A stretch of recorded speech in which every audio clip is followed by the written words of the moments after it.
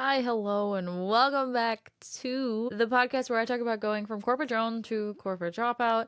You know it, you love it. Welcome back to Chaos and Fuckery. And we've made it to Saturday once again. Last Saturday, I introduced you to the world of Chaos and Fuckery, and this Saturday, I am going to introduce you to my life. What is my business? I talked a little bit about how Chaos and Fucker came to be and the fact that I am a personal trainer and nutrition coach for gamers, and I'm also a streamer and a YouTuber and all the things that come with building a stable business. But who am I? I didn't really talk much about that, and I probably should have for it being an intro episode and this mostly being a solo podcast. While I do intend on bringing other small business owners and creators on this platform as guests in the future, it is just me for right now. And who is me? If you don't already know me and haven't come from other platforms, I am Coach KC, or KC in short. The coach is really just a moniker, if you will, as a fitness personal trainer, someone in the fitness sphere. Coach was an easy one when I wanted to look for a name that stuck across all platforms. So when you're looking for me, it's Coach Casey is pretty easy to type in and spell and everything else.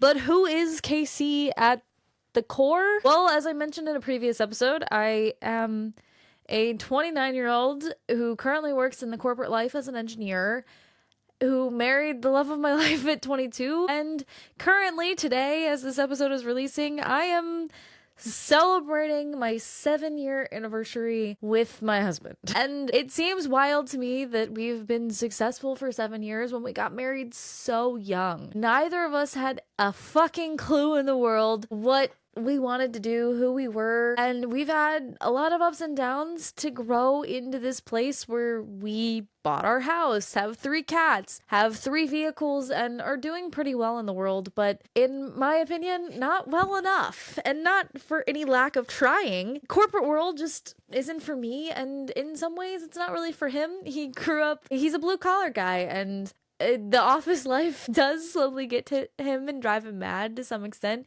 He needs to do crazy sports, and that's okay. But I'm not going to focus too much on him because he's not someone who likes to be in the public eye, and I respect that. I will never be a mommy vlogger or someone that vlogs my entire family, not only because it could put some of their jobs at risk, but also because they didn't choose to put their face on the internet like I did. And they have the right to say, hey, I don't want to be in all of the vlogs and stuff, and that's okay.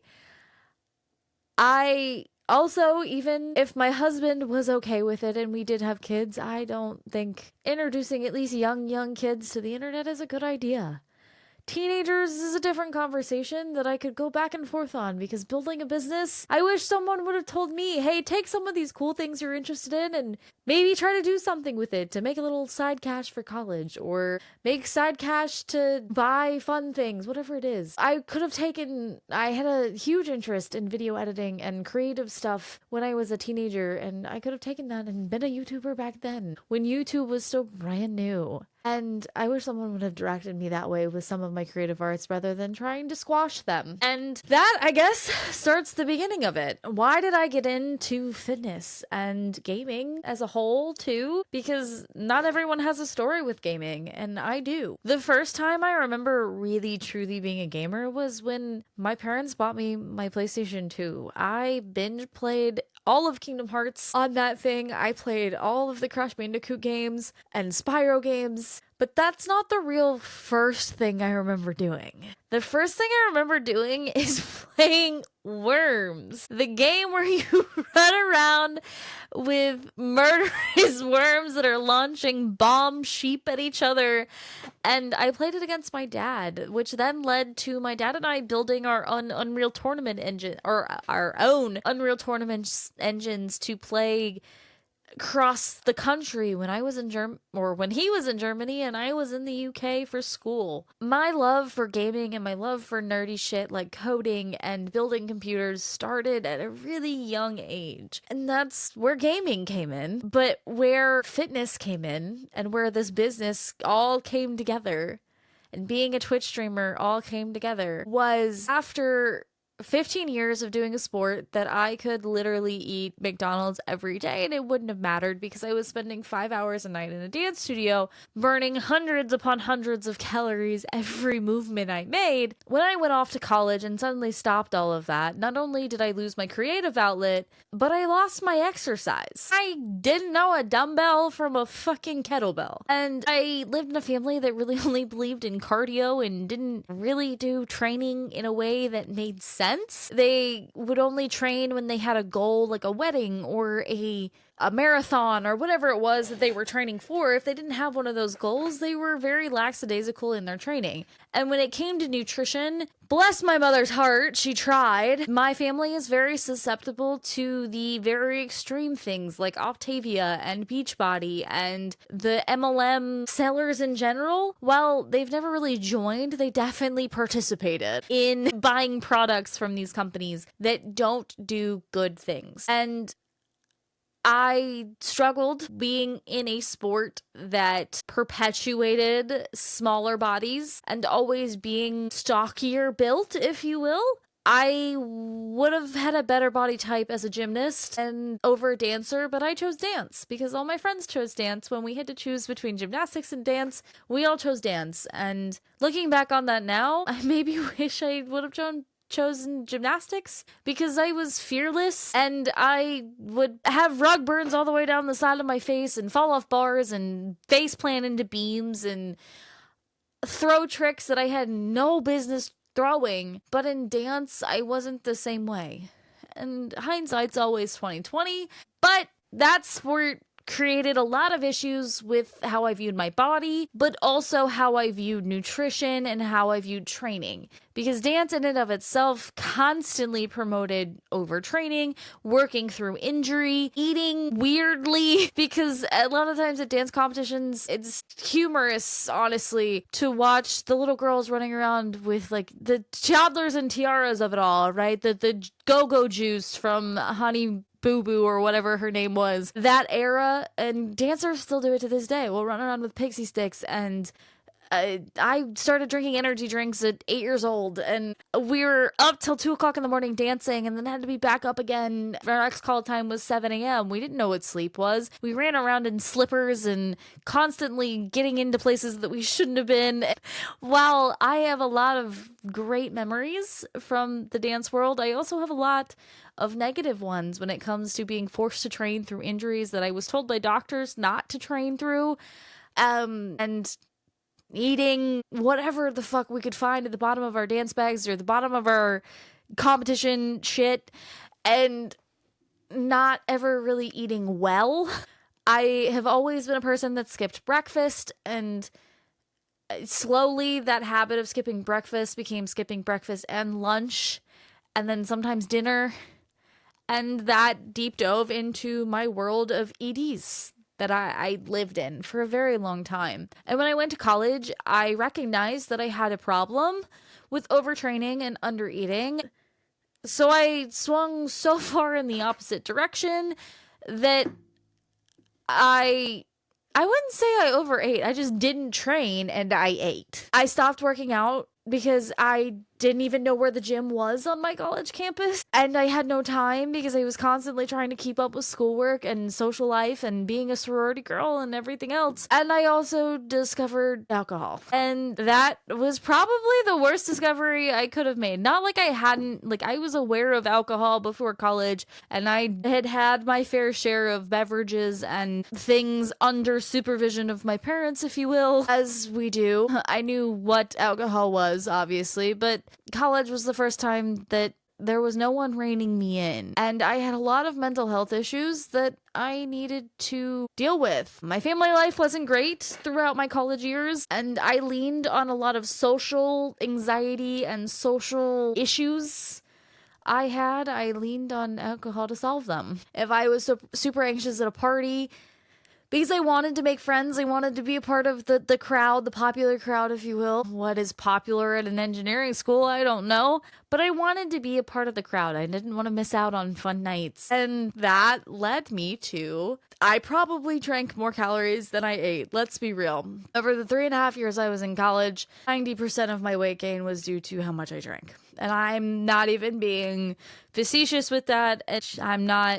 I wish I could say that it was like a problem, but it was a choice. It wasn't a problem. It was a choice. Anytime I got into a social situation I didn't want to be in, I would get obliterated to avoid feeling awkward about it. And being in an abusive relationship, that happened a lot. I was always constantly in social situations I didn't want to be in, either escaping the home that I lived in or in my home because there were people there that I didn't want to be around. I leaned on substances. So food has never really, the lack of eating food has been my problem, but overeating food has not. And that was kind of where I needed to discover fitness again to get out of that mindset, but I didn't want to. And it wasn't until several years later, after I graduated college, had a really shitty time my first year out of college at my first job, that I got into some therapy and dealt with a lot of my issues. That was when I formally got diagnosed with anxiety and depression, and I had to learn coping mechanisms that were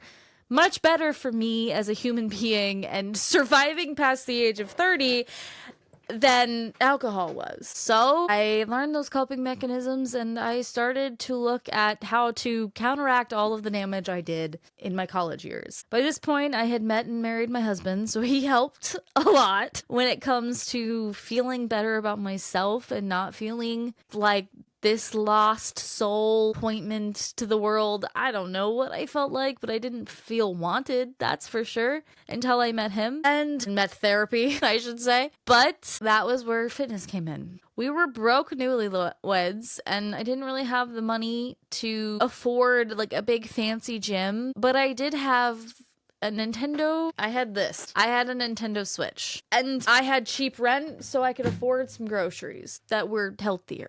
So rather than go too hard, too fast into things I knew I hated, I researched fitness video games because I was a Just Dance kid. I loved those stupid games, and I could play them for hours. I was curious if the Switch had a variation of not Just Dance, of Wii Fit.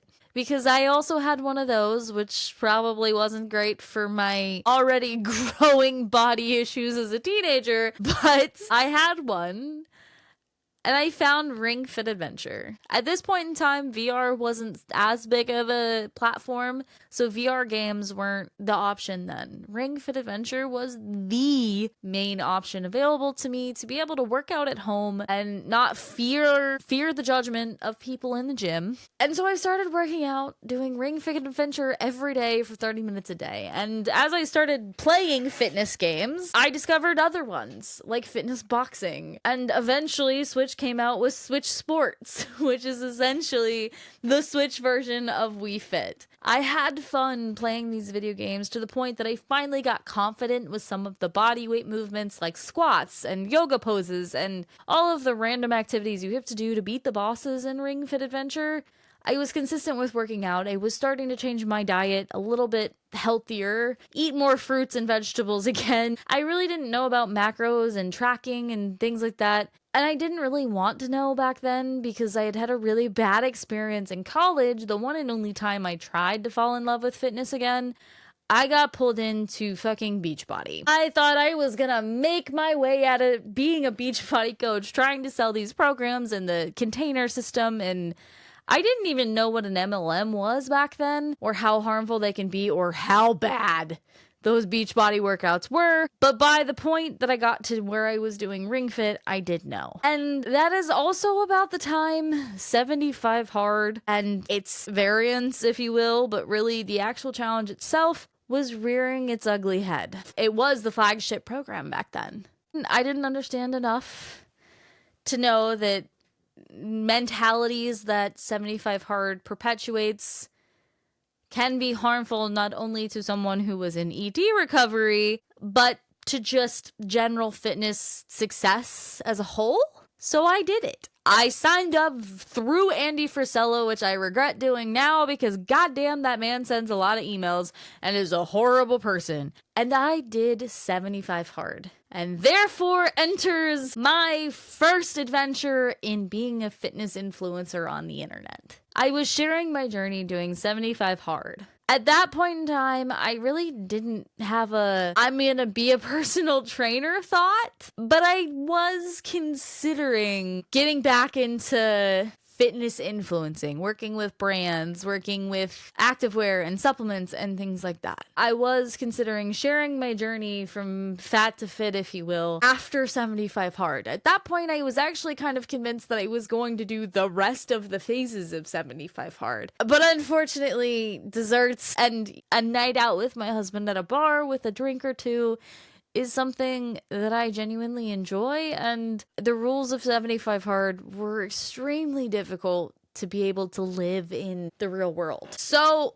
we get to the 75 hard era where I am sharing my journey of 75 hard, my 2 workouts a day and all of that. And I start listening to this podcast called Mind Pump. And while I still believe the Mind Pump guys give great fitness advice, you have to be wary of some of their regular conversation if you are charged with political conversation that is more centrist focused or sometimes more right leaning. If that bothers you, that podcast probably isn't for you. However, they do give great fitness advice, and that's when I started listening to them and I got the crazy idea that I wanted to join a roller derby team. I was now at a point where I had been going to the gym consistently after work, kind of doing things blindly. I had no idea what I was doing, but they talked about their journey of being personal trainers and how they have these programs and partnerships.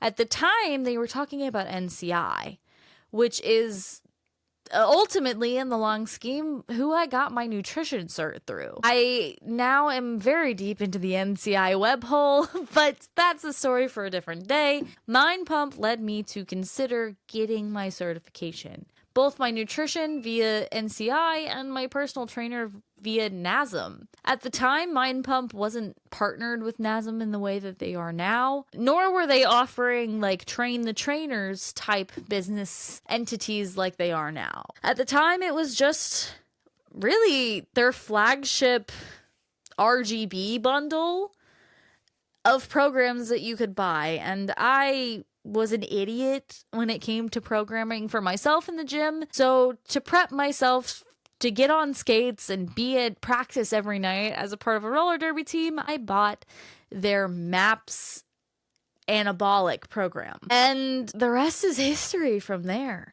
I kept listening to Mind Pump and it kept motivating me to be more than just a fitness influencer. Because yeah, with an influencer, I can influence what products you buy, but I can't influence the space and give good advice if I don't teach myself. And I wanted to learn how to do these things for myself. So off to the certifications I went, and so Chaos Fitness was born. This business started, ironically, with me doing 75 hard and listening to a podcast. But it means more to me than that. This business, all of it, the podcast, the fitness business where I'm coaching people, is the baseline to my future, the baseline to opening a dance studio that helps kids navigate the awful body stereotyping and body shame that comes with the dance and gymnastics world, and helps parents have resources available to them to really understand the right way to go about helping their kid if they do want to have more defined muscles or leaner muscles or stretch or work through an injury, having all of those resources available, partnering with local businesses to have meals available for kids and parents to buy that are healthy options and not just junk snacks and Gatorade. Partnering with local businesses to have chiropractors and PTs available for parents to be able to utilize if their kid does get injured, because injuries are kind of a part of those sports, unfortunately. I want to build that business off the backs of this business. And I am building a lot of those relationships now via doing review videos for YouTube of meal prep services. And I go to a chiropractor once a week and have for a year, and I will definitely partner with them in the future. I go to a massage therapist once a week who does sports massages and can work with clients on that too.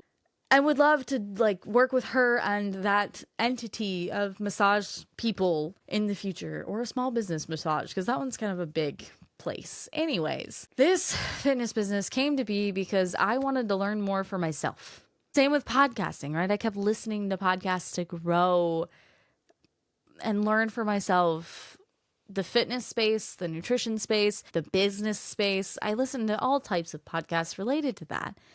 And now I am here creating that space for myself and creating the people creating the space I needed back then. Because I was afraid of the gym. I was absolutely afraid of the gym when I started.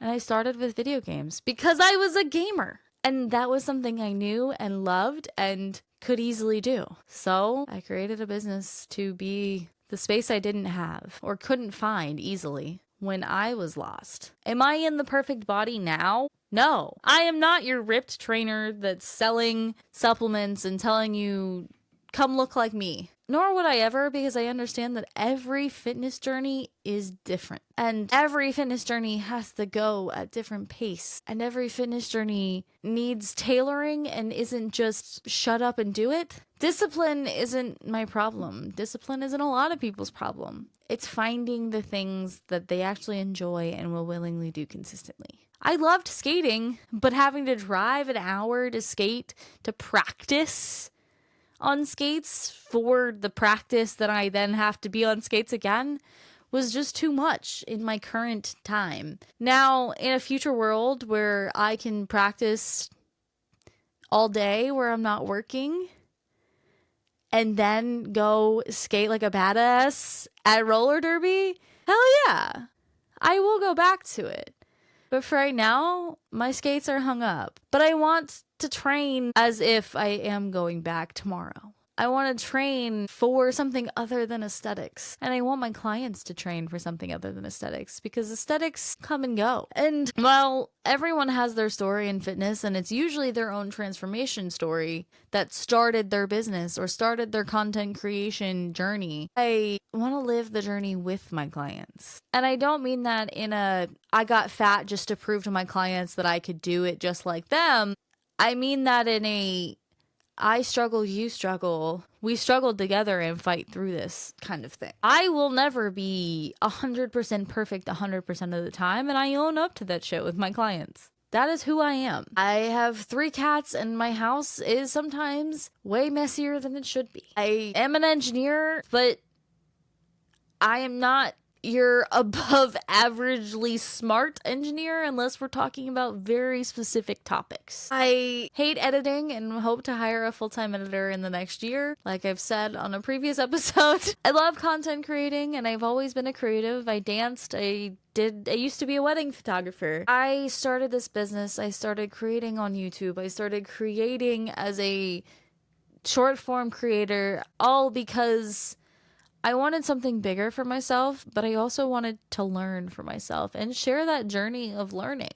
Because fitness is a place that you're constantly learning. And even gaming, in a way, you're constantly trying new things. You could play the same game as a streamer. You could be, I am a Minecraft streamer, or I am a Super Mario Odyssey streamer, but still constantly have new challenges to do.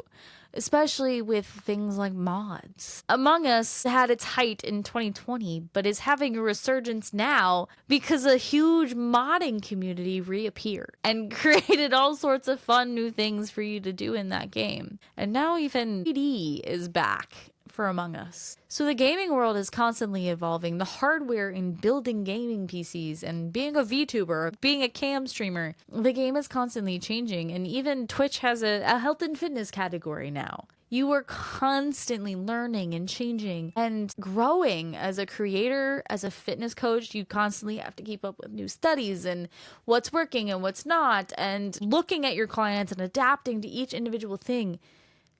And it's so intriguing to me in a way that nothing else I have ever done has been. I like instant gratification, which is why I've given up on this so many times, but I keep coming back. I would love to be an overnight sensation and have 10,000 views on a video tomorrow. That's not gonna happen. but I would love it. I am more masculine than I am feminine. For sure, I'm type A. I like things to be perfect, and putting out messy videos annoys me to no end. But sometimes my messiest videos are the videos that do the best. The videos that I put no thought into and said, yeah, that's funny. Dude bro joke or something stupid is what does the best. I am a theme park nerd. I love to go to Disney and Universal and share my stories at those parks. But sometimes I forget, just living in the moment with my family and friends, that I am a content creator. And for instance, I was just at Disney recently, forgot my mic, forgot my gimbal, and I don't think I took a single picture or video all day. And that's okay, because sometimes you just want to live in the moment with your family. And I will tell people, even clients, spending time with your family is more important than a workout. You can make up the calories burned in some way, or maybe incorporate your family into your workouts. It doesn't have to be your guided workout. Go take a walk with your kid. Go maybe find a sport the two of you can do together. Whatever it is, find a way. But if you can't find that way, always choose your family. Family is top priority for me as a human, and I will always try to incorporate, if they ask, family into my clients' coaching. Because it's important. And it's important to grieve, and it's important to live in reality and be human. Because even people on fitness journeys make mistakes, and even creators need some time to be human and not just be robotic and put out content like content monkeys. We all need a break sometimes, and that's okay. People being so demanding of creators is a sense of entitlement that I'll never understand.